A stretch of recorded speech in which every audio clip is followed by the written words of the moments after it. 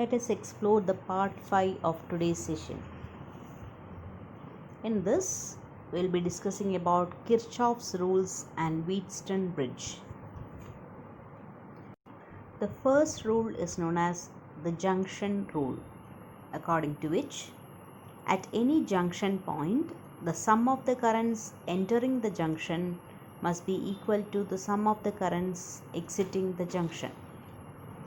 The second rule is known as the loop rule, according to which the sum of the voltages in any closed loop must add up to 0. So let us explore the first law of Kirchhoff.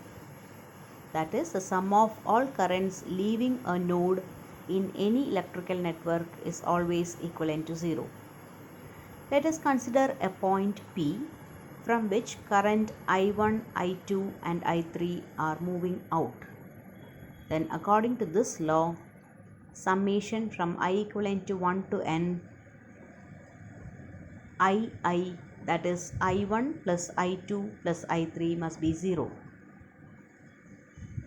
According to the second rule, that is the sum of potential differences across all elements around any closed loop is 0. We can write sigma around a closed loop delta V, that is change in potential, is equivalent to 0. Now let us consider a Wheatstone bridge network. A Wheatstone bridge is used to find an unknown resistance. Suppose if 4 resistances R1, R2, R3 and R4 are connected as shown in the figure. If one of these resistances is unknown, we can find it out using a Wheatstone bridge. The joining point of any two resistances will be connected to the joining point of the other two resistances through a galvanometer. The other two junctions will be connected to a battery or a cell. Now let us consider the current flowing from the battery. As it reaches the point A, it gets splits into I1 and I2. So the current which is coming from the battery can be written as I1 plus I2. Let Ig be the current through the galvanometer. Then at the point B, from I1, Ig flows into the galvanometer and I1 minus Ig will flow through R2.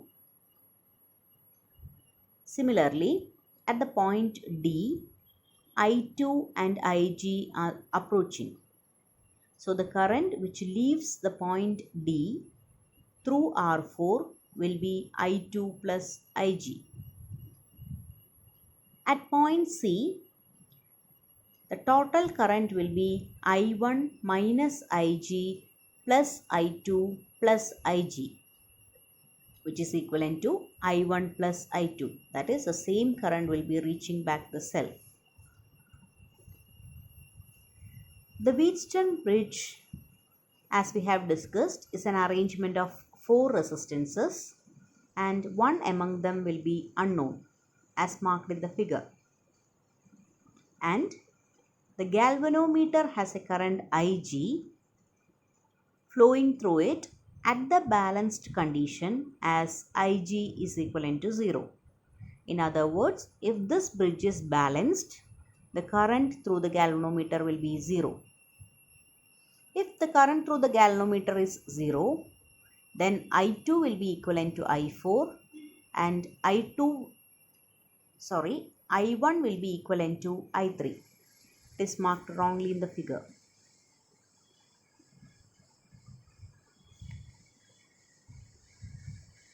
So we can apply Kirchhoff's second rule to the mesh or the closed loop ABDA, according to which the sum of the voltages, changes in voltages across this loop must be 0.